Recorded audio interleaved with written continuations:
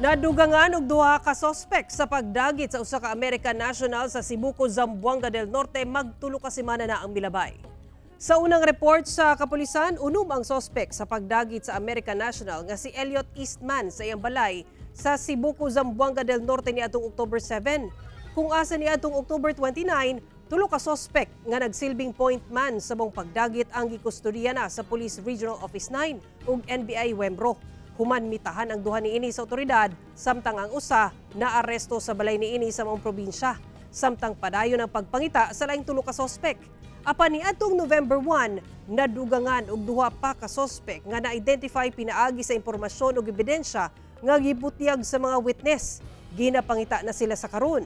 Sa kinatibuk-an na sa 8 ka sospek sa pagdagit kang Eastman.